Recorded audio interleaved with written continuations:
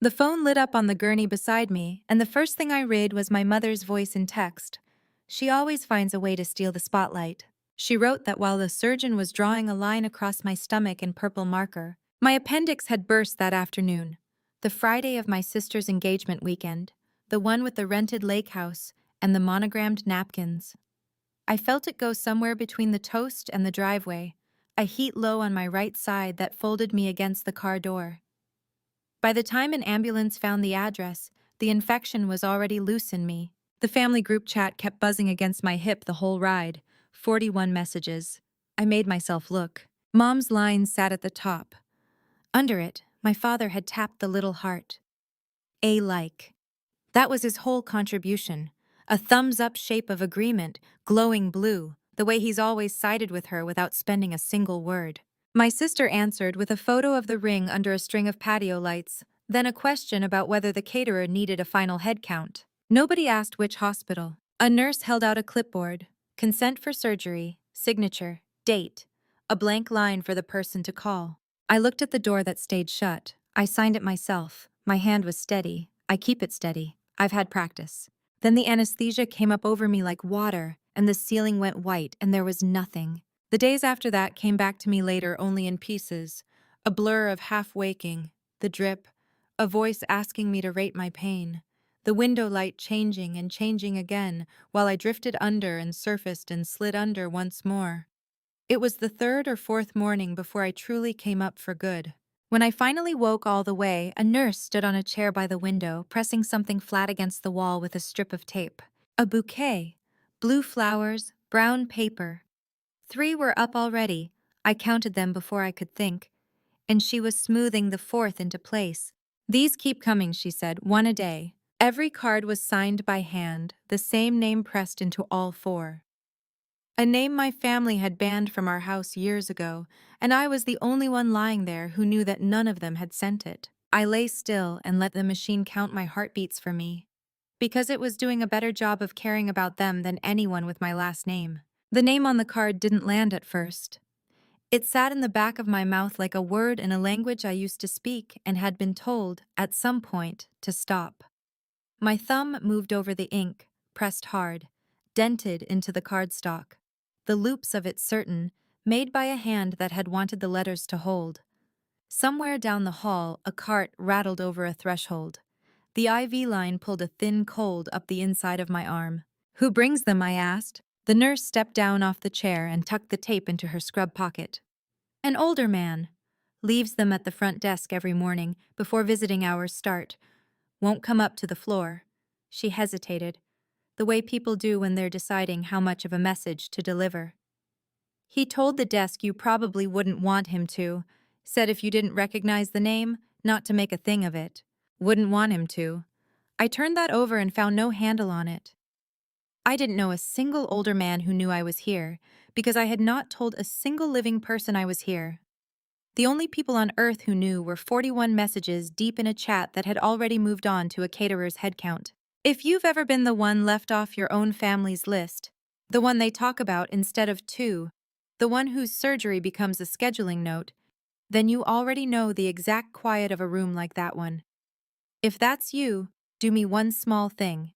Tap the like so I know you're in here with me. That's all I'll ask for now. Stay close. You're going to want to know where the flowers came from, because I promise you it is not the story you'd guess. I kept the card. I slid it under the water pitcher so it wouldn't drift off the tray. And I told myself, in the flat administrative voice I use on my worst days, that I would put a face to that name by morning. They let me go on a Tuesday, 4 bouquets riding in my lap in the wheelchair down to the curb. No one drove me home from that either. I ordered a car. I held the flowers upright the whole way so the water wouldn't slop onto the seat, because I am the kind of person who worries about a stranger's upholstery 6 days after her own body tried to kill her. Old training. In my family, the fastest way to be forgiven for existing was to be useful and quiet and never ever the problem in the room. That instinct has a professional home at least. I'm a pediatric nurse. I spend my shifts teaching 4-year-olds that the needle is a quick pinch and then a sticker, that the machine that beeps is only counting, that being scared and being brave can happen in the same small body at the same time. I am good at it. I am steady in a room where a child is coming apart, and steady is a currency there, and I have always had a great deal of it to spend. I climbed my own stairs one at a time, a hand on the rail, the incision a hot seam under my shirt. I set the 4 bouquets on the kitchen counter in a row, blue, blue, blue, blue. 4 small white cards, 4 times the same name. My phone had a text from a coworker, "Heard you were out, everything okay?" And I looked at it a long time before I wrote back, "Fine, just a bug." I don't fully know why I lied to her. Habit, I think. In my house, being sick out loud had never once been safe. Being sick had always cost something, and I'd learned young to keep the bill quiet. The group chat found me again by nightfall. My mother, as if nothing in the week had had a temperature. "Sienna, the party is the 18th. Wear something that photographs. Camille's had enough distraction this month." Distraction. I had spent 4 days in a hospital gown with a drain in my side. My father sent a thumbs up, the little blue heart of a man who has never in his life had to use a full sentence to get his way. My sister added, "And please don't do a whole thing about the surgery at the party. It's my night for once." I read it twice. Then I set the phone face down on the counter. The same motion I'd used on the gurney. The practiced burial of a thing I couldn't afford to feel yet. And I looked at the 4 cards standing against the pitcher of blue flowers. The same name. 4 times. In the same certain hand. A gift from the far side of a line I had spent 30 years being told never to cross. I had grown up being handed a list of who in my life was allowed and who was not. This was the first thing anyone had ever sent me from the wrong side of that list. I picked up the nearest card, and I decided, the way you decide to set a bone, quickly before the nerve can argue, that I was going to find out who had sent it.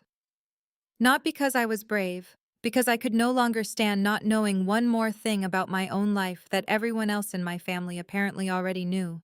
The card had a florist's foil sticker on the back, a shop 2 towns over from the hospital. I called them on the first day I was steady enough to stand at the counter without holding it.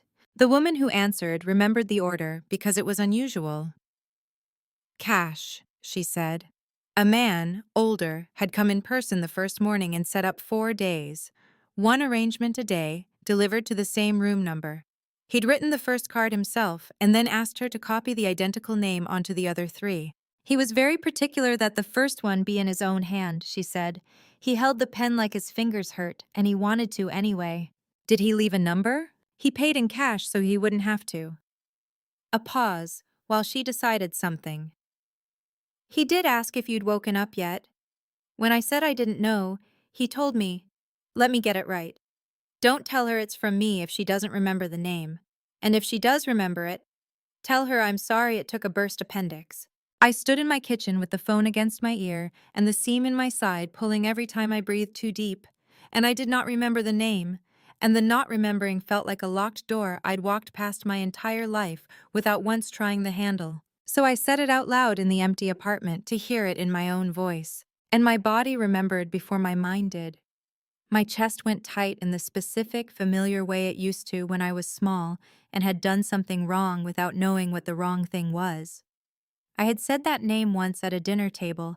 I couldn't have been more than 9, and my mother had set down her fork, stood, and left the room without a word.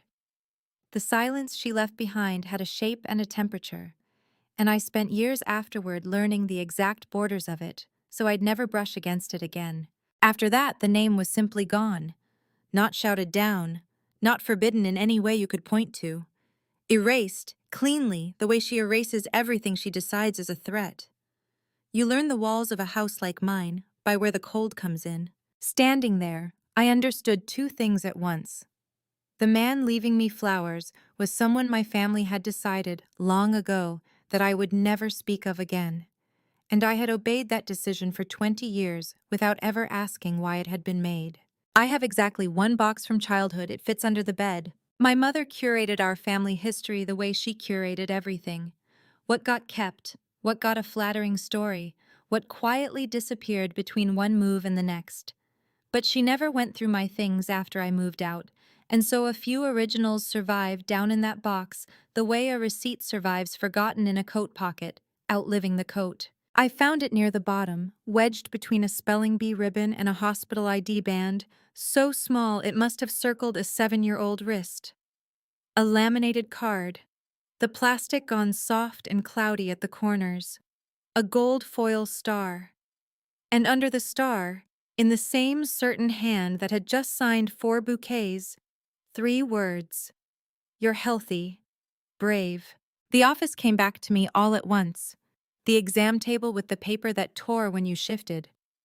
A man with reading glasses pushed up onto his head who talked to me and not over me, who asked me questions and then, this is the part I'd lost, actually waited for the answers. He'd finish an exam, peel a star off a sheet, press it onto a card, and hand it to me like a diploma. "You're healthy," he'd say, "and you're brave." 2 different things, he told me once, very seriously, as if it mattered that I get it right. "You can be both, Sienna. You are." I sat on my bedroom floor with the card in my hand, and my throat did something I had not given it permission to do. Because I had spent my whole life believing I was neither. Under the box's cardboard bottom, the false floor every child's box eventually has, there was an envelope. It wasn't mine. My mother's handwriting marched across the front, addressed to the man whose name I now knew by heart. "Return to sender," stamped in red across the middle. It had never been opened. She had mailed it, gotten it back, and kept it, which meant she'd sent more than one, which meant this was not a door that had drifted shut on its own over the years. Someone had bolted it, and checked the bolt, and saved the proof that it held. I turned it over. On the back flap, in my mother's small, tight hand, a line she'd written to herself and then forgotten or hadn't bothered to hide, because who would ever go through the false floor of a grown woman's childhood box? He does not get to contact her, ever. Her me. I was holding a 20-year-old letter my mother had mailed to keep a man away from her own daughter, that had come back unopened, that she had kept, the way you keep a receipt for a job you're proud of having done. The flowers weren't a mystery anymore. They were a message that had, after 2 decades, finally gotten through the wall. The mystery now was what he had wanted to tell me so badly that he kept trying for 20 years, and what she had been so certain enough to bolt a door and guard it into my adulthood, that I could never ever be allowed to hear. There was a dinner before the party. A smaller family thing at my parents' house, the Thursday of that week, arranged under the cover of going over logistics. I went, because not going would have been a whole thing, and I had learned before I learned to read that becoming a whole thing was the single worst offense a person in my family could commit. My mother met me out the door with a look that started at my shoes and worked its way up. "You're pale," she said. "Not are you okay. Not how's the incision. Don't be pale in the photographs, Sienna. They're forever." Inside, my father sat in his chair with the game on low, and he lifted 2 fingers off the armrest at me in greeting. The same economy of approval he gives to everything, the in-person twin of that little blue heart. Camille was at the dining table behind a binder of fabric swatches, luminous with the particular glow of a woman whose good news is currently the family's entire weather system. Julian sat beside her, a decent, careful man who kept refilling everyone's water glass because he hadn't yet figured out what else to do with his hands in a house like that one. "Sit," my mother said to me. "Don't hover. She hovers," she added to Julian, warmly, confidingly, the way you'd mention a charming flaw in a family pet. He smiled because he didn't know what she meant. I smiled because I did. I waited until the swatches were settled and the head count had been debated and the room had loosened. Then, into a lull, I said the name. I watched it cross the table like a draft under a door. My father's fingers stopped on the armrest. Camille glanced up, and my mother set down her water glass with the exact, deliberate care of a woman deciding, in real time, not to throw it. "Where did you hear that name?" Not a question. A door closing. "He sent flowers to the hospital 4 days in a row." "Of course he did." She turned to Julian with a rueful little laugh, already spinning it for the only audience that counted. There's always some man from her past turning up to make a scene. Sienna collects rescuers. She always has. Then back to me, the laugh gone, the flat cold underneath it surfacing for just a second. That man tried to tear this family apart when you were a child. After everything I sacrificed for you, do you have the faintest idea what you put me through? How sick you were? The nights I sat awake? It's Camille's weekend, my father said.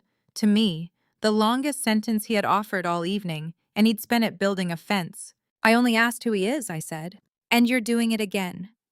Camille wasn't even angry. She was tired, reciting a line worn so smooth by use it had lost all its edges. Making it about you. It's my engagement, Sienna, mine. For once in our entire lives, could one thing just be mine? My mother did the thing she does then, which is to grieve at me. It is her most reliable weapon, and I had never once in 30 years seen it fail. You don't remember because you were too little and too sick to remember, she said, and her voice went soft and wet and practiced, a voice with grooves worn into it. You were in and out of doctors your whole childhood. I gave up everything. I sat in waiting rooms while other mothers went to work and kept their figures and their careers. Do you know what that does to a marriage? To a body? And that man, the name again, she still would not say it herself. That man looked me in the eye and told me I was imagining my own daughter's illness. Told me she wasn't sick. Can you picture it? A doctor calling a mother a liar over her own child. Across the table, Julian had gone very still.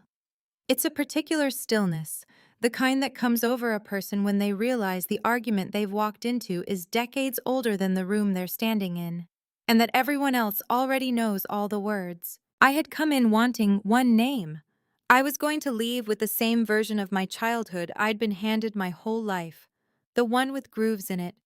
I was the sick one, the fragile one, the one who cost my mother her health, her marriage, her figure, her career, by needing so relentlessly much. It was the oldest story in the house, load-bearing, and I had never once thought to ask whether it was true. Then she reached for a detail because she always reaches for a detail. It's how she makes a story feel like a memory. You had your kidney thing at 4, she told Julian, building it now for a fresh audience who'd never fact-checked her. They kept her at St. Bridget's a whole week, tubes everywhere. I slept in a plastic chair for 7 nights. I set down my own glass. St. Bridget's didn't open a pediatric inpatient unit until 2011.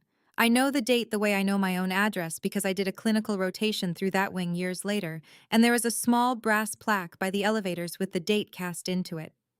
In the year my mother was describing so vividly, a genuinely sick 4-year-old with a kidney thing would have been transferred an hour east to the Children's Hospital because St. Bridget's had nowhere to put her. She had the wrong building.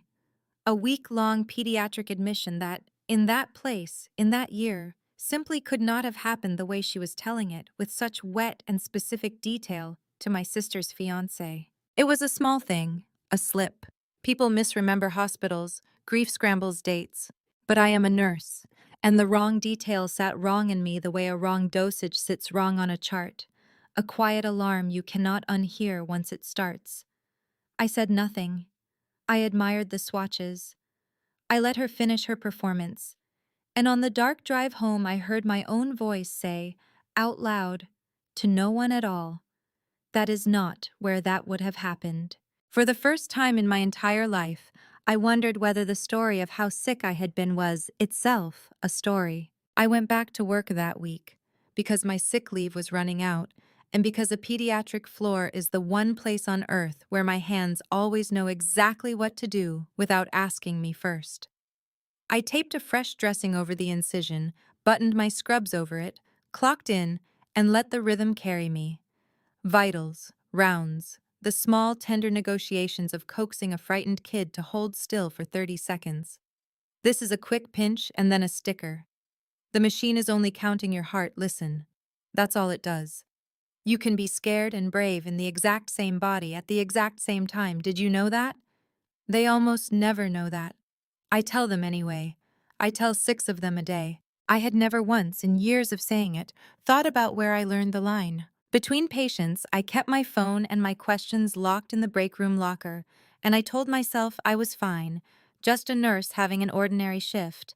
And then a chart came across the station that I could not put down because it was reading me back. New admission.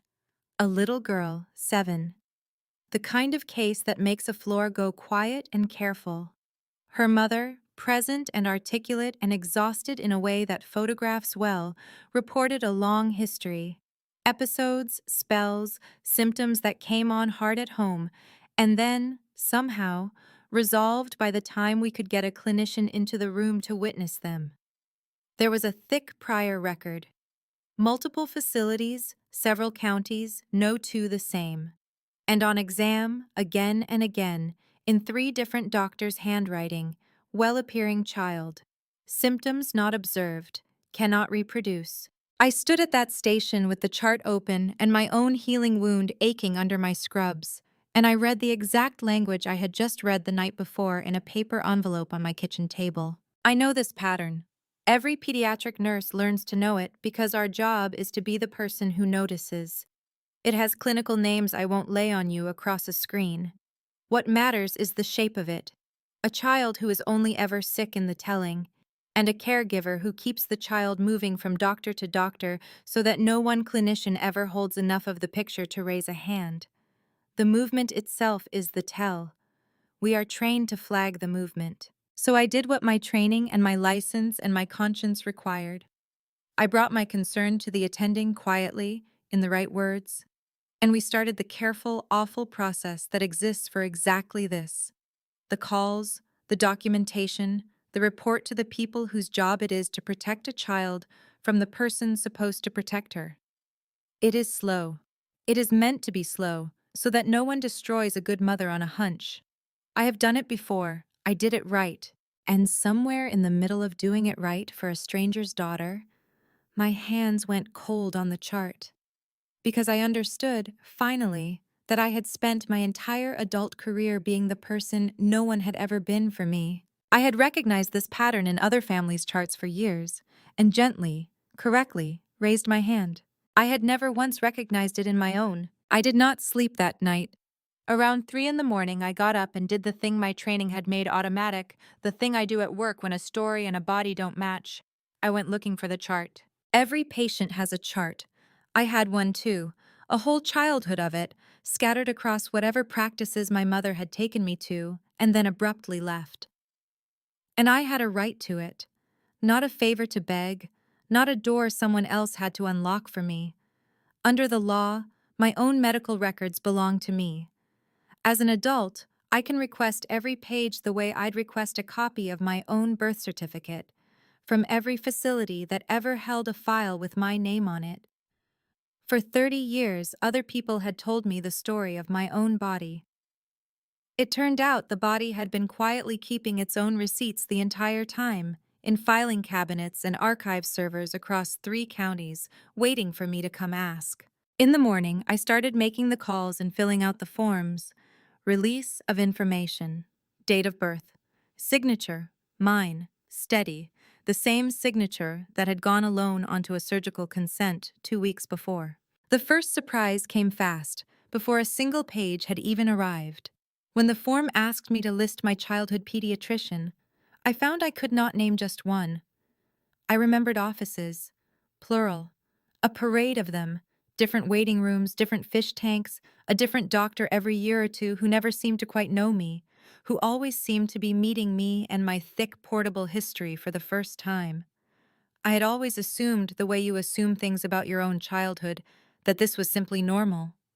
Everybody's family switched doctors, didn't they? I started writing down every practice I could picture, and the list got long, and somewhere around the 7th name, my pen slowed down, and my stomach did the small, cold thing it had done in the driveway the day my appendix went. I found his number the way you find anything now. The name, the town, an old listing for a practice he had long since retired out of.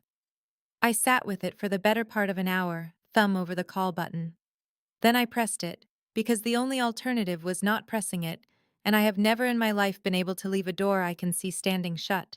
He answered on the second ring, like a man who had kept his phone close to his hand for a long time and had stopped expecting it to be worth it. "It's Sienna Wells," I said. "You sent flowers." There was a breath on the line with years folded into it. I did. I had 100 questions, and I led with the smallest one. Why now? Because a nurse I used to work with happened to walk past your name on a board and recognized it. The way you do with a name you never quite forgot. And she mentioned it to me, in passing, the way people mention things. He said it plainly. No drama. A man setting facts down on a table one at a time. Pure luck, Sienna. I'd long since stopped expecting any. It's a strange, thin thread to reach a person by, and I'm sorry it's the only one I had. What did you want to tell me? All those letters she sent back. And here is the exact place where a different man would have told me, would have poured 2 decades down the phone line and cast me as the grateful audience to his version of my own life. He did not. You have the legal right to your own medical records, Sienna, Dr. Rourke said. Request them. Read them yourself, in your own hands, in your own order. I am not going to tell you what to think. You have had more than enough people in your life do exactly that. A pause. When you've read them, if you want to talk, you know the number now. Then he said good night and hung up, and left me holding the one instruction that made me trust him more than I had trusted anyone in years. He had refused, flatly, to do my knowing for me. The records came in the way rain comes through a bad roof, not all at once, from everywhere, on nobody's schedule. A padded envelope from a practice that had merged twice since I'd been a patient there. A secure download link from a hospital system, expiring in 7 days. A flat manila envelope, hand-addressed in someone's careful cursive, from a pediatric office that apparently still ran on paper and grievance. Over 4 days, my kitchen table filled up, and I laid it all out the way I lay out a chart at work. Not for the story, never for the story, for the pattern. And the pattern was there before any single word was. The sheer number of providers spread across 3 counties. A new practice every year or two, sometimes twice inside a single year. Each one a fresh start with a doctor who had never met me. In my professional life, I know precisely what a chart shaped like this usually means, because we are trained and retrained to catch it. It is one of the clearest signals there is, and I had been looking at my own childhood spread across a table without recognizing the very thing I get paid to recognize. Because it is a strange and specific cruelty to be an expert in something, and to have been its subject, and to have never been allowed to hold both facts in the same hand. It was in the oldest envelope, the paper one, the office that still ran on grievance. A visit summary, dated the autumn I was 9. The same autumn I had said his name at a dinner table and watched my mother rise and leave the room. Dr. Rourke's letterhead, his handwriting crowding the margins, the same certain hand that had signed 4 bouquets and 1 laminated star. Chief complaint, per mother, recurrent abdominal pain, fatigue, spells. And then, lower, in the assessment, cleaner and more careful than the rest, weighed word by word, the way you weigh words you know someone hostile will one day read, child physically well, exam unremarkable, symptoms as reported by mother, not observed or reproducible in clinic, recommend evaluation, and, one word, underlined a single clean time, collateral history. I read it 4 times, not observed. 2 small words a doctor writes when the sickness lives in the telling and not in the child. 2 words that had cost him his place in my life. I thought about the star card sitting in my bedroom. You're healthy. He had not been comforting a sick little girl at all.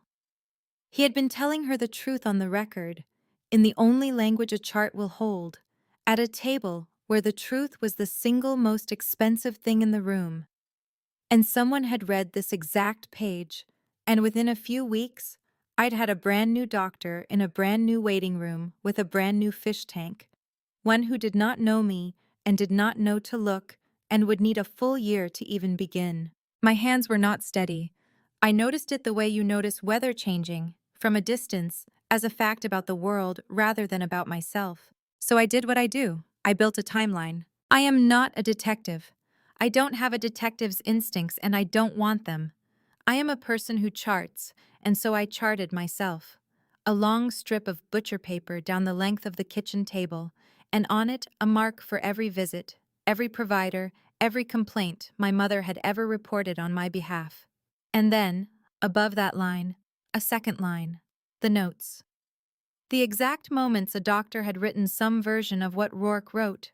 Well appearing. Cannot reproduce. Symptoms not observed. Consider other explanations. The two lines talked to each other. That's the only way I can describe it. They had a conversation across the paper, and it was a terrible one. Every single time a doctor got close, every time one of them set doubt down on the record, a mark appeared below within a month or two. New practice, new county, fresh start. Over and over for years, like a board game that quietly resets itself the instant you're about to win, so smoothly you never notice you were winning at all. I stood over it for a long time. It was the cleanest, most legible chart I had ever built in my life, and it was about me, and I hated exactly how good it was. Because a chart shaped like that one, laid in front of me at work about any other child in the world, I would have escalated without a second's hesitation. I had the careful clinical words for what it describes. I had said them in meetings. I had said them, that very week, about a 7-year-old 2 floors down. I just could not yet make the words attach themselves to the woman who had slept 7 nights in a plastic chair. Even a chair in a hospital that, it was turning out, might not have had a bed to put me in. Here is the thing no one tells you about being the sick child in a house like mine. It was the only time I was chosen. When I was sick, my mother was tender. She brought broth on a tray. She smoothed the hair off my forehead with the back of her hand. She told people, in front of me, in a low, brave voice, that she would do absolutely anything for me. And for the length of a fever, I got to be a daughter that someone would do anything for. Health was ordinary, and ordinary was invisible, and invisible in my family was only a shorter word for gone. Camille was healthy, and Camille was adored, but Camille was adored for shining. I had never learned how to shine. I had only ever learned how to spike a fever. So some deep part of me, the 4-year-old part, the part that does not read charts, did not want the timeline to be true. Because if it was true, then the only tenderness I had ever been given by my mother had a purpose. And the purpose was not me. I want to be honest that I sat with that wanting for a long while before I kept going. Grief and evidence do not move at the same speed. One of them has to wait for the other, and it is never the evidence that waits. The chat kept up its weather the entire time I worked. My mother. The photographer needs the full family shot at 6 sharp. Do not be late, and do not be difficult about it. Camille. And please don't bring up hospitals or sad stuff at the party. It's supposed to be happy. My father. Difficult. Sad stuff. The words they had always used to file my reality under, to make the fact of my body sound like a bad attitude I could choose to drop. 10 days earlier, I had signed my own surgical consent alone, while they debated a caterer's count. And here they were, pre-scolding me for the possible future crime of mentioning it out loud in a nice room. I looked at my father's thumbs up for a long moment, that reflex of a man, and for the first time in my life, it did not read to me as weakness or absence. A man who agrees with everything has, somewhere, agreed to specific things. A signature is just a thumbs up that a bank will honor. I didn't have his pages yet, but I was starting to understand that they existed and that I would find them, and that when I did, the little blue heart was going to stop looking so harmless. I wrote back, "I'll be there at 6. It was true. It simply wasn't the whole of the plan. The last envelope had nothing to do with medicine, and it was the one that turned the lights on. It had written in with the paper practices records, a single photocopy stuck to the back of an old billing sheet, the way a page sometimes rides along when someone feeds a stack through a copier too fast and doesn't check. Not a chart note, a form, a government letterhead I recognized on sight, because a real part of my job is helping the families of genuinely, catastrophically ill children apply for exactly this kind of help. And I have sat with those parents, and I have watched what real need looks like across a folding table. A determination of benefits, a monthly amount printed in a box, a dependent child's name in the field beside it mine, and a date? I didn't understand the whole shape of it yet. But I set the determination down next to my timeline, and I found its date on my strip of butcher paper, and my stomach did the exact thing it had done in the driveway the afternoon my appendix let go. that low folding certainty that something inside has quietly given way. Because the date lined up not loosely, not roughly, exactly. The month the benefit was first approved was a month my spells had clustered thick on the timeline. And the renewal dates that followed it, I could count 3 of them printed right there on the form. Each one sat directly on top of a fresh cluster of visits, like a hand pressing down on a page to keep it from turning. I sat back in my kitchen chair. The apartment was very quiet. The 4 dead bouquets watched me from the counter. And somewhere down inside the pattern I had spent a week refusing to finish, the reason for all of it. For every fish tank, every new fish tank, every apology I had ever made for my own body, was slowly, horribly, standing up to its full height. I stayed at the table until the pattern finished forming, and when it finally did, it was not a suspicion anymore, and it was not grief, and it was not a mood. It was arithmetic. I had not been a sick child. I had been a profitable one. The stomach pains no doctor could ever reproduce. The spells only my mother ever witnessed. The fragile constitution that had cost her so much and earned her, it turned out, so much. Sympathy and casseroles and the moral authority of the martyr, yes, but also a number, a real number, printed monthly, renewed on schedule, for years. When a doctor got close to the truth, we moved, because a skeptical note in a chart is a direct threat to a claim. Rourke had not been a man trying to tear my family apart. He had been a man who wrote 2 words, not observed, that could have collapsed the whole quiet arrangement, and so they made him vanish. And they kept the arrangement, and they kept me in the exact center of it, raised to believe that my own healthy body was the thing that kept betraying us all. Every fever I had ever apologized for. Every fine, just a bug. I had been taught to be ashamed of being sick, because being sick honestly, out loud, on my own terms, witnessed, was the one version of it that didn't pay. I got the star card out and held it under the kitchen light. You're healthy, brave. I had cried over it a week before because I thought it was kindness. It wasn't kindness. It was testimony. He had looked at a 9-year-old and told her the truth about her own body, on paper, and to her face, at a table where the truth was the single thing that could cost my mother money. And he had been erased for it, and I had been handed a fresh fish tank and a clean chart and 30 more years of believing I was the fragile one, the dramatic one, the one who always finds a way to steal the... I put the card down on the table. I sat on my kitchen floor with my back against the cabinet and the seam in my side aching, and I did not make a single sound. That's the family training, the deepest one. Older than words, we do not make sounds. But my whole face was wet, and both my hands were flat on the cold tile, and for about a minute I was not a nurse or an adult or a woman building a case out of butcher paper. I was a little girl who had been called healthy by exactly one person in her entire childhood, and they had mailed him back his own letters and bolted the door and taught her his name was a kind of poison.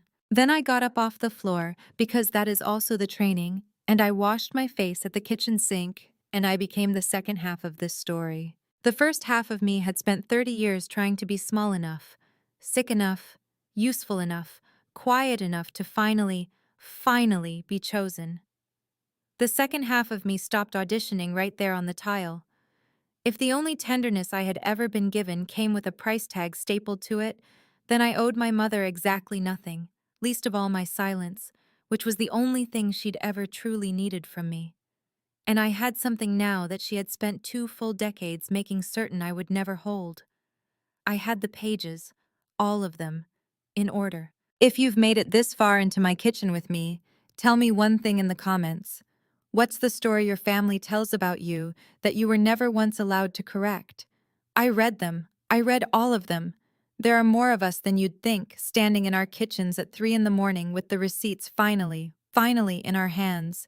The engagement party was 10 days out, 100 guests. My mother wanted a full family photograph at 6 o'clock sharp. She was going to get a photograph, all right. She simply had not yet seen the album I intended to bring to it. I met Dr. Rourke at a diner off the highway. Neutral ground, my choice. The kind of place with laminated menus and a pot of coffee nobody actually drinks, kept topped up out of habit. He was older than the voice on the phone had let me build him. The reading glasses were still pushed up onto his head, decades later, a habit that had outlived the hair it used to rest against. He didn't rise to hug me. He didn't perform the reunion, the swelling music of it. He slid into the booth across from me, folded his hands on the table, and waited, which I understood almost immediately was a courtesy. He was letting me set the pace of my own life for once. I read my records, I said. I figured you would once you started. You wrote not observed. I wrote what was true.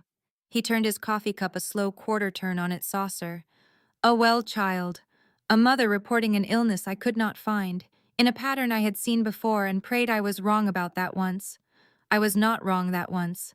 I have thought about it every year since. You could have just told me on the phone, save me the table full of paper. I could have told you a story on the phone, he said, and his voice was very level. And a story I tell you, your mother can answer with a better story. She has had 30 years of practice, and you have spent your entire life believing her, which is not a weakness, Sienna. It is what daughters are built to do. But a chart, she cannot answer. Numbers don't move for her. Dates don't soften when she cries. He looked at me steadily over the pushed-up glasses. I learned which one of those actually holds. I learned it the hard way, and I learned it too late to help the girl with the star card. I asked him what had actually happened back then, the version with the returned letters in it. I did what I was required to do, he said. When a physician comes to suspect that a caregiver is manufacturing or inducing illness in a child, we are not permitted to simply look away and hope. We have an obligation. It has a clinical name I am not going to set down on this table between us, because you were the child in it and you do not need to wear the term. I filed a report. I documented my concern in the careful, provable words. I believed the system would hold the weight. And your mother did the only thing she ever needed to do, which was leave. He said it without heat, the way you'd describe a weather system that had once destroyed your house. New county, new providers, no continuity of care for anyone to follow. A concern like mine needs a pattern to mean anything at all. One skeptical doctor is just one skeptical doctor, easy to dismiss as arrogant, as you heard your mother do this week, I'd imagine. She took the pattern with her when she went, chopped into pieces too small for any one person to ever hold up to the light again. Something moved at the corner of his mouth that was not a smile. I got a letter from a lawyer suggesting I had defamed a devoted mother. I got my own envelopes back, unopened, every time I tried to check on you. I was a single pediatrician with a suspicion and a filing cabinet. She was a full-time architect. She won. She didn't win, I said. She paused. He looked at me for a long moment across the laminated menu, the pushed-up glasses, the 20 years. No, he agreed quietly. It seems she only paused. On the long drive home, I made myself do the last piece of arithmetic, the one I had been circling all week and refusing to land on. The money had not evaporated. Money never simply evaporates in my family. It gets moved and restoried and laundered into something respectable enough to display. Years of a monthly benefit, plus the whole sympathy economy that ran in parallel to it, the casseroles, the church fund that passed an envelope once, the loan from an aunt that everyone understood could never be called in. Because how on earth could you ask a family going through so much with their poor, sick girl? All of it had built a cushion. A soft, quiet cushion my parents had spent my whole life describing as their careful saving, their sacrifice, their hard-won reward for surviving me. And that cushion was, at this exact moment, paying for a rented lake house, and monogrammed napkins, and a caterer's final head count, and a photographer flown in from 2 states away. Camille's flawless engagement, the ring under the patio lights, the 100 guests, the whole radiant humming machine of it, was funded, in real and traceable part, by a fiction that had been stapled to my childhood body and renewed every year on a government form. The sick daughter had bought the well daughter her perfect night. I got home, and this time I did not cry. I opened a new folder on the table instead, and I labeled it in block capitals, and I began to build the version of all of this that 100 people would be able to watch happen in a beautiful room, in real time, with their own eyes. There was one more errand before the party that I could not get out of. Camille needed help picking up the rentals, and I was the one with the reliable car and the flexible schedule. The two facts about me my family has always found the most genuinely lovable. She talked the entire drive. The florist alone had cost more than my rent. The photographer was a real name, apparently. Julian's parents were old money quiet, which she explained meant you had to spend twice as much to look as though you had not spent anything at all. And Mom, she said, glowing, had insisted on covering all of the important things herself, because she had waited her whole life to finally give one of her girls a real celebration. One of her girls, I said. Camille didn't hear it. Camille has never once had to hear anything, and that is not entirely her fault. It is the other face of the coin I'd been reading all week. For one daughter to be cast as the costly, sickly, difficult one, another daughter gets to grow up effortless. Camille wasn't cruel. Camille was simply the clean, empty shape that was left over after the entire family's weight had been stacked onto me. She had spent her whole life standing in that clear, open space and had genuinely never once noticed the walls that made it, because the walls were on my side. My mother called me that night, not a text. She actually called, which she had not done in months. Camille says you were very quiet today. A pause, engineered and precise, built to be filled. I let it stand empty. And your aunt mentioned you've been asking her some strange questions about the old days. I've been curious about the old days. The old days were hard, Sienna. The wet voice, right on schedule, sliding into its grooves. Do you know I still can't sleep some nights, remembering how close we came to losing you? A mother does not forget carrying a sick child through. Which hospital, I said. Silence on the line. When you carried me through it, at 4, with the tubes and the 7 nights in the chair? Which hospital was it? Tell me the name of the building. You're being cruel now, she said. And the wet was gone just like that, dried up in an instant to reveal the flat cold that had always been underneath it, the real voice, the one I had spent 30 years mistaking for love worn thin by exhaustion. After everything I gave up for you, you always, always do this. You always find some way to make yourself the very center of a hard thing. There it was again. The spotlight. The oldest accusation in the whole house. And standing in my kitchen with the folder open on the table, I finally understood it for what it was. A confession wearing a costume. I had been the center of a hard thing. I had always, always been the dead center of it. I had simply never been the one who made it hard. She recovered the way she always recovers, which is by getting out in front of me before I can get out in front of her. Maybe you shouldn't come on Saturday, she said, light again now, almost gentle, the knife folded neatly back into its tissue. If you're going to be in this kind of mood, Camille deserves one beautiful day without your intensity. We can always send you the photos afterward, uninvited, from my own sister's engagement, delivered as tender concern for my mental weather. A week earlier, it would have worked flawlessly. I would have apologized for a mood I did not have, folded myself down a size, stayed home, and felt quietly grateful that they'd bothered to tell me instead of simply not saving me a chair. The trained reflex was right there in my chest, reaching for the phone, reaching for the apology. I felt it move. Instead, I said, I'll be there at 6 for the family photo. You wanted the family photo. I am your mother, Sienna. I know, I said. I'm bringing the whole family's history to it. I hung up before she could go looking for the meaning inside that sentence. And I sat with the phone still warm in my hand and my heart going hard and level against my ribs, because I had just told her, almost, nearly, right up to the edge of it, and she is not a stupid woman. I had maybe 9 days before almost turned into certain, and I intended to spend every one of them making the folder impossible to answer. The next morning I went looking for my father's pages, because I finally knew they had to exist. A benefit determination doesn't sign itself. And a household claim, the kind renewed year after year, attached to a dependent child, feeding a monthly number into a shared account, needs more than one adult's name to run that smoothly for that long.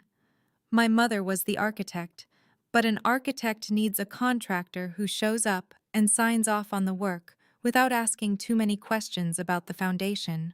It took me 2 days and a request to a records office I would rather not describe, but I found them.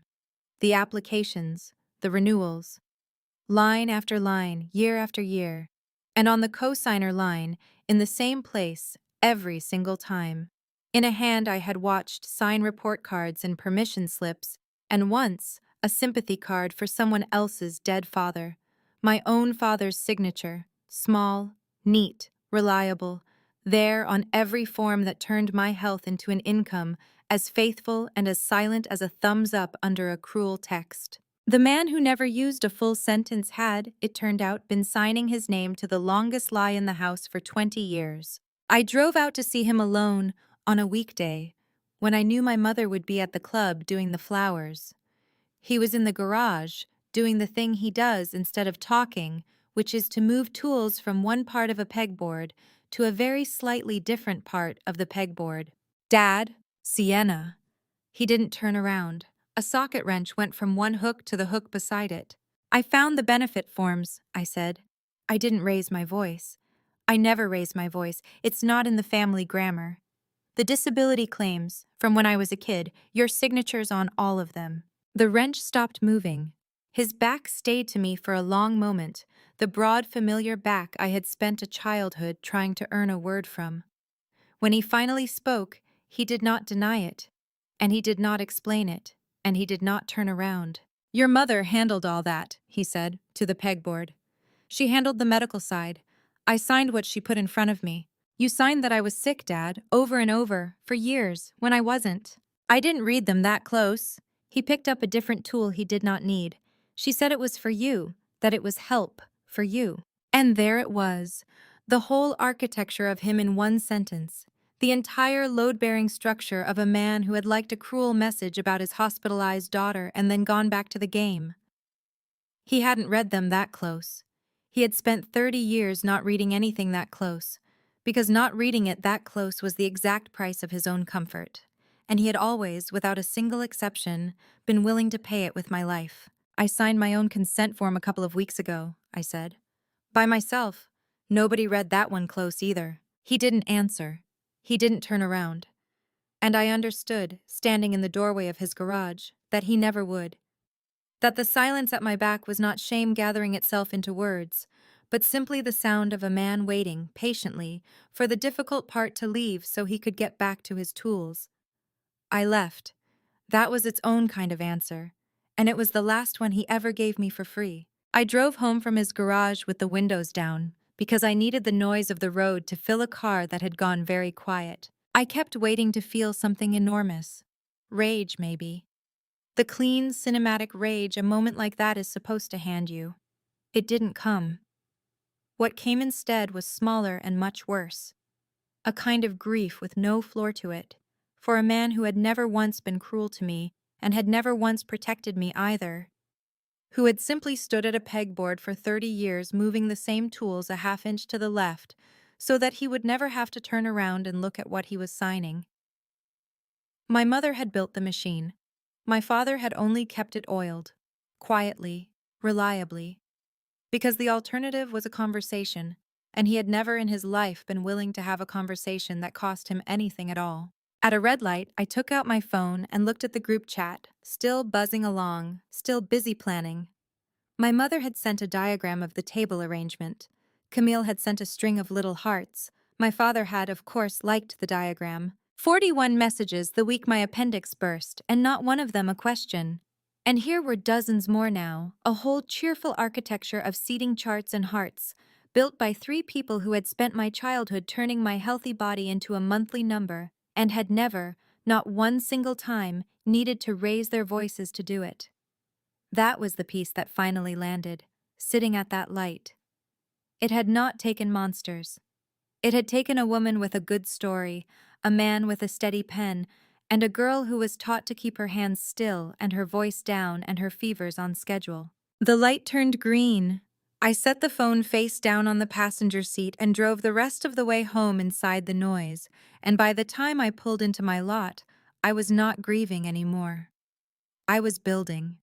There is a real mercy, on the worst days, in having something to build. I built the folder the way I build a case for one of my own patients, because that is exactly what it was. Not a speech. Speeches can be answered, interrupted, cried over, reframed by a better performer. I built a folder instead. On the left side, the medical records in strict chronological order, the notes from doctor after doctor after doctor, the same findings surfacing in a dozen different hands across a dozen different years, well appearing, cannot reproduce, symptoms not observed, with Rourke's the earliest and the cleanest and the most underlined.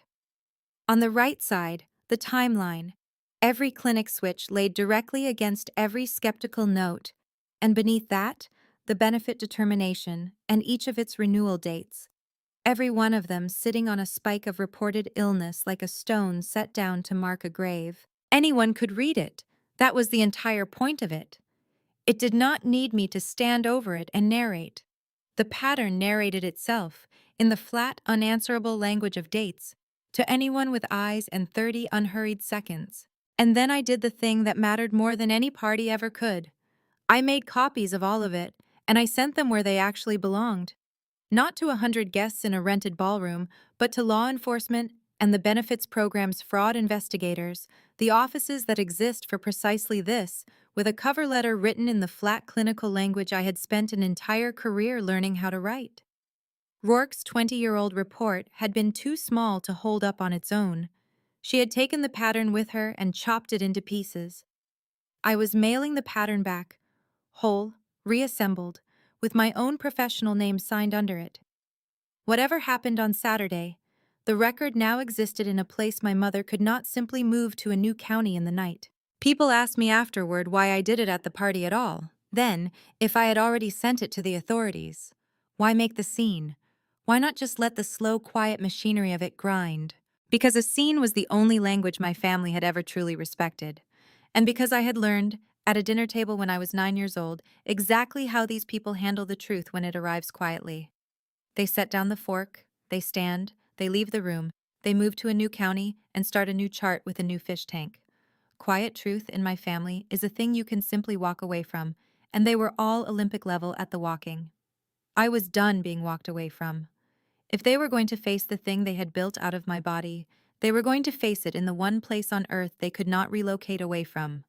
Standing in front of the 100 people whose good opinion was the entire reason the fiction had ever been worth the trouble of maintaining. I was not going to yell. Yelling gives them somewhere to look.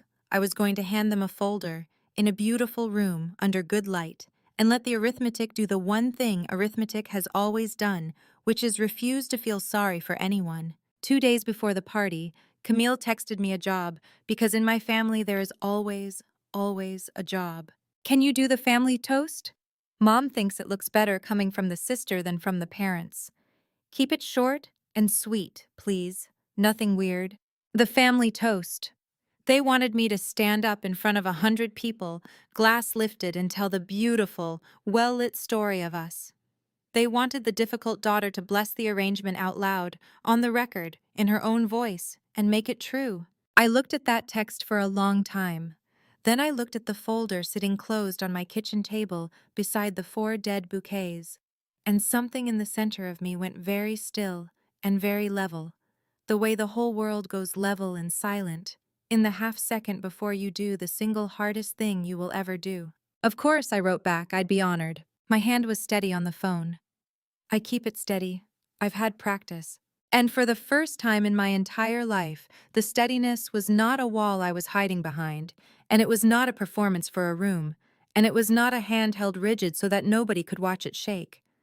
It was a hand about to set something down at last, and let it stay down, in front of everyone. Saturday came the way the enormous days always come, too bright and much too fast. I dressed carefully, in something that photographed, because she had asked and because I wanted her to have no small complaint left to hide behind. The incision was still a raised pink seam. I taped a fresh, clean dressing over it and buttoned my blouse over the dressing. A real wound, healing under good fabric, which felt about as honest a summary of the day ahead as anything I could have worn. I put 2 things in my bag, the folder and the star card. You're healthy, brave. Because he should be in the room in some form, the one person in my whole childhood who had told the truth about my body the first time and paid his whole practice for it. I zipped the bag closed and stood a moment in my kitchen with my hand flat on top of it, the way you rest a hand on something to make sure it's still there. The 4 bouquets had finally, fully died on the counter. I still hadn't thrown them out. I don't entirely know why, even now. Maybe because they were the first thing anyone had ever sent me that was not a story with an invoice folded inside it. The venue was a country club my parents did not belong to and had rented anyway, all glass and green lawn and hired professional warmth. I heard it before I saw it. A string quartet, laughter with money threaded through it, the particular hush of a room where everyone present has quietly agreed to be their very best self for the length of an evening. Inside, my family was already deep in performance. My father in a jacket that actually fit him, shaking hands, offering the 2-word pleasantries that men like him keep in stock. Camille luminous at the dead center of it, in a dress that had cost, more or less exactly, a childhood. And my mother moving through all of it like a conductor who has memorized the score. A touch to an elbow here, a centerpiece adjusted a half-inch there, telling the story of her beautiful, hard-won family in every small gesture without ever once having to say a word out loud. She saw me. Across that entire bright, glittering room, over 100 heads, she saw me come in with the bag on my shoulder, and she smiled the smile that had run my whole life, radiant for the audience, cold as a filing cabinet at its exact center. "There she is," she called out, pitched so the nearest 30 guests would hear precisely how glad she was to see her daughter. "Come here, Sienna. We're just about to do the family photo." I walked toward her across that beautiful floor. My hand was steady. It was 6 o'clock sharp. We took the photograph first. All of us. Arranged by my mother's own hands, her fingers cool and certain on my shoulder as she positioned me at the far edge of the frame. The place I had stood in every family picture ever taken. "Smile," she murmured. And we all did. And the camera kept the lie for one more generation. Then the glasses came out, and the room turned toward the head table, and it was time for the toasts. My mother went first, though she had arranged it to look like Camille's idea. She stood at the center of all that hired warmth, and she told the story. Our story. How this family had been tested. She let the word land and ache. Tested by years of hardship, that most of the comfortable people in this beautiful room would be lucky enough never to understand. How she had spent her best years in waiting rooms and on hospital chairs. How she had given up a career, a marriage's easy years, a body, whole decades of her one life, in devotion to a child who had needed so very, very much. "Some of us," she said, and her warm eyes found me across the room, gentle as a blade sliding home, "have always needed a great deal of care, and some of us," turning now to Camille, glowing, lifting her glass, "have been the pure joy that made every bit of it worth surviving." 100 people softened all at once. What a mother. What a saint of a woman. Julian's old money quiet parents nodded the slow, grave nod of people privately deciding that this family, for all its evident drama, was fundamentally acceptable to marry into. She raised her glass to the story that had cost me 30 years of my life. And then she turned to me, generous and public and having trapped me so beautifully, and she said, "Sienna has prepared a few words for her sister." I did have a few words. I had simply brought them in a folder instead of a glass. "Thank you all for being here tonight," I said, and my voice did the thing it always does, low and even and clear, the voice I use in a room where a child is coming apart and someone has to be the calm surface. My mother is right. This whole family was built around how sick I was as a child. I'd like to show you all what that actually looked like. I didn't lift anything dramatically. I simply took the first page out of my bag and set it down on the white linen tablecloth, directly in front of Julian's parents, because they were the audience that actually mattered. The good opinion the entire evening had been staged and mortgaged to purchase. "This is a visit summary from when I was 9 years old," I said, keeping my hands flat and slow. "It's in my childhood pediatrician's own handwriting, if you'd read the assessment line out loud." Julian's mother, because she was polite, and because a document set down in front of you on a tablecloth is a nearly impossible thing not to read, looked down and read it. Her reading glasses caught the light. "Child physically well," she read, her voice uncertain in the quieting room. "Symptoms as reported by mother, not observed." "Not observed," I repeated, to the whole room now. "It means the doctor examined me, thoroughly, and could not find a single trace of the illness my mother was describing to him. He wrote it down, 21 years ago." My mother laughed. She is very, very good at laughing. "One doctor," she said warmly, spreading her hands to the guests, spinning even now, even here. "One arrogant man who decided he understood my child better than her own mother did. Do you have any idea how many doctors we saw over those years? He was wrong, and we found ones who could actually help her." She turned to me with a vast, performed, glistening sadness. "Sweetheart, not here, not tonight. Please." "He was wrong," my father agreed from the side. It was the longest sentence he had offered the entire evening, and he had spent it, right on cue, exactly the way he spends them. The verbal thumbs up. "You're doing it again!" Camille's voice cracked clean across the room, and there were real tears in it, because to her they were completely real. "You always. It is my night, Sienna. It is mine. And you are standing up in front of everyone making it about your childhood. About you. You always, always find a way to—" She stopped. She stopped because she had heard it. For the first time in her entire protected life, saying the family's oldest line out loud, in a silent room, in front of 100 still faces, she had heard what it actually was. Her mouth stayed open around the unfinished shape of the word. She looked at our mother, just for a half-second, one flicked glance, and the smallest crack of a real question moved across her face. I let the silence hold, then I reached into the bag and took out the rest of the folder. "You're right that we saw a great many doctors," I said. "That part is true." I unfolded the timeline, the long strip of butcher paper from my kitchen table, and I laid it straight down the center of the head table, where the light was best. "This is all of them. Every practice, every county, in the order they happened. It is a lot of doctors for one supposedly very sick little girl. Here is the part I could not stop looking at once I saw it." I set the second strip down directly above the first. "These are the notes. Every single time a doctor wrote what Dr. Rourke wrote, that I was well, that they could not find the illness, that something in the story did not add up."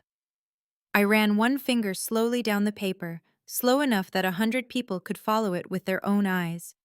"And every single time one of them got close, look what happens right underneath.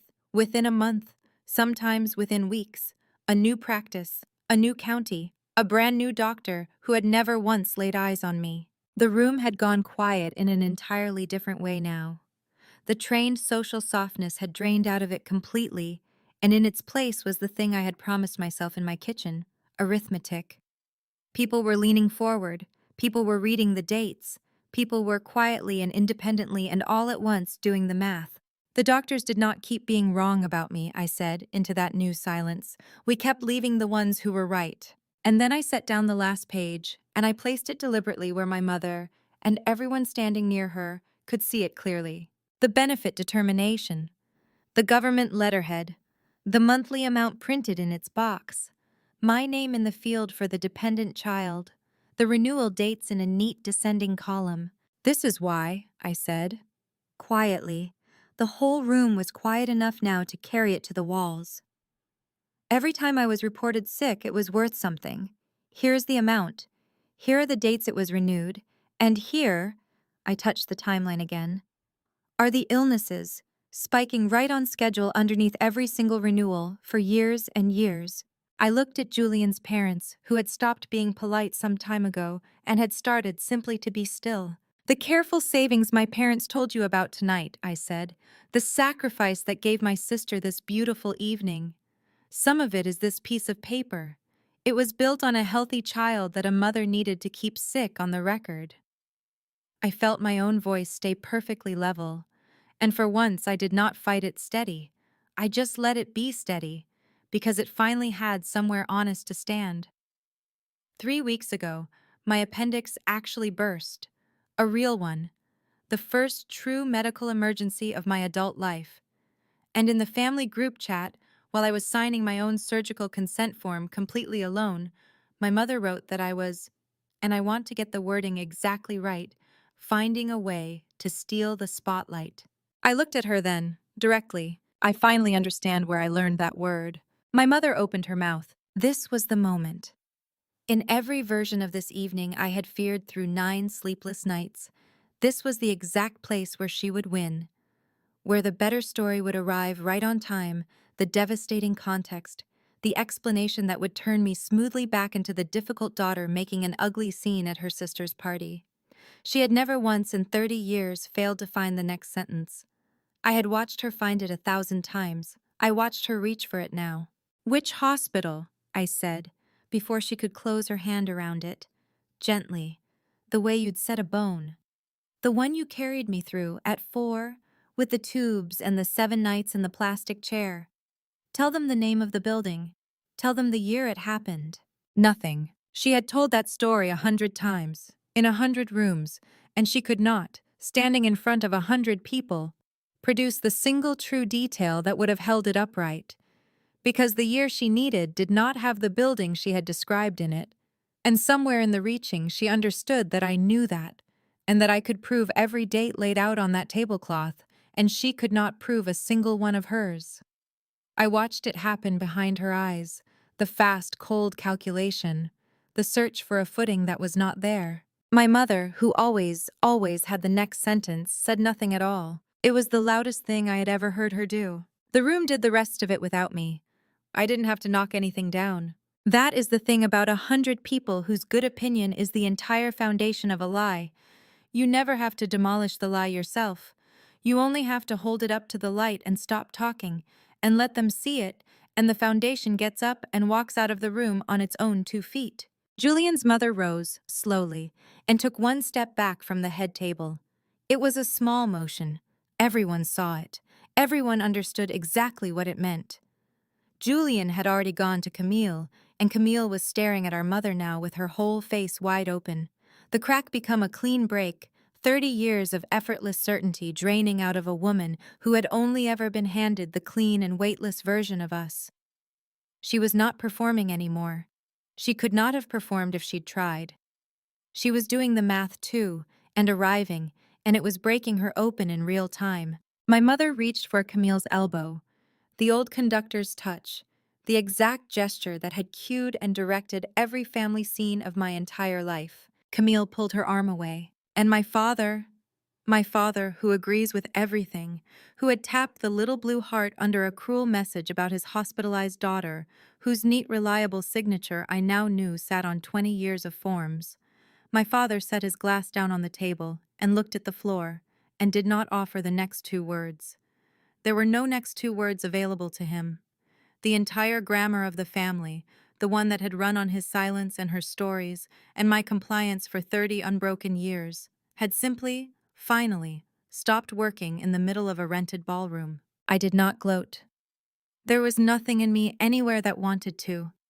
I was tired. The specific, bottomless tired of a body that has carried a locked door up a lifetime of stairs and has, at last, in front of witnesses, set it down. "I've already sent all of this to the people whose actual job it is to look at it," I said into the wreckage, unhurried. "So this isn't a scene and it isn't a threat, it's a copy. The original is somewhere none of us can move to a new county in the night." I began calmly to gather my pages back up off the linen. "I didn't come here to ruin a party. I came here because quiet has never once worked in this family. You taught me that yourself at a dinner table when I was 9 years old." Then I took the last thing out of my bag. I set the star card down on the white tablecloth in the good light, right beside the folder. Soft-cornered, cloudy laminate, gold foil star, 3 words in a certain hand. "You're healthy, brave." "A doctor gave this to me when I was little," I said. "Right before you made me stop saying his name in this family. He was the one person in my whole childhood who ever told me the truth about my own body. You banned him for it. He has been trying to reach me for 20 years. I looked at my mother, one last time, and I felt nothing I had to hold steady. "He sent flowers to my hospital room every day I was in it. You sent 41 messages and not one of them asked which hospital. If you're out there right now carrying a story that somebody else wrote about you, one you were never once allowed to correct, one that everyone around you simply agreed was true, I hope with everything in me that you find your own version of it on paper someday. Subscribe if you want to see what I do with mine. That part of the story is only just starting. I picked up my bag. I left the star card sitting there on the table for all of them to look at. And I walked back across that beautiful floor and out through the glass doors into the cooling evening, and not one single person stood up to stop me. For the first time in my entire life, nobody left the room before I did. I did. It has been 5 days. The authorities have the folder now. There are words for what happened. Clinical words, legal words, the slow, heavy kind that take their time and land hard when they finally do. My mother has a lawyer again. She has always been very good at lawyers. It will be long. I know that it will be long. I have made my peace with long, because long is at least a direction. And for 30 years I was simply pointed at a wall and told it was a horizon. Camille called me yesterday. She did not apologize exactly. She doesn't have the equipment for it yet. She is only just now learning that the walls were ever there at all. But she asked me a question she had never once asked in our whole lives together. "Were you actually okay?" she said, and her voice was very small. "When we were kids, were you really—" And she could not finish it. It is a start. It might be the only thing she ever manages to give me, and it might in time become enough. I told her the truth, because I am done telling her anything else. I was healthy, I said. I was always healthy, Camille. That was the entire problem. I met Dr. Rourke one more time, in daylight, in a park, with no highway diner shadows and no returned envelopes between us. He is just a retired man who feeds the ducks now, reading glasses still pushed up onto his head out of a habit older than his gray. He did not rescue me, and I did not thank him for rescuing me, because he didn't, and he would be the very first person to say so. He handed a frightened woman a chart and then flatly refused to read it out loud for her. That is not a rescue. That is respect. It may be the first clean respect an adult ever showed me in my life. He asked me how I was. Not fragile how. Not what did they do to you how. Just, how are you, Sienna? Steady, I said. And for the first time in my whole life, the word was true the entire way down. Not a wall. Not a performance for a watching room. Not a hand held rigid so that no one could catch it shaking. Just steady. A well woman, standing in a park in the afternoon, telling the plain truth about her own body to someone who had always, always believed it. Here's the thing I know now, the thing I would trade the whole beautiful ruined party to be able to hand back to the 9-year-old under the star card. I was never the faker. I was never too much, or too dramatic, or a girl who found ways to steal the light out of other people's rooms. My body had been telling the truth the entire time. Every fever I ever apologized for, the appendix that finally, mercifully, burst loud enough that a stranger in scrubs would believe me when my own family would not. It was honest in a house where honesty was the one thing that never paid. And I don't have to argue that anymore. I don't have to earn it, or spike a temperature for it, or wait quietly at the edge of a photograph to be chosen for it. Because it is not a feeling now, and a feeling was always something they could talk me out of. It is a record. It is 100 pages in a careful, certain hand, and they stand exactly where I stand. I keep the star card on my refrigerator now at eye level, where I see it every single morning before anything else. You're healthy, brave. 2 different things, he told me once, very seriously, as if it mattered that I finally understand it. You can be both. I finally am.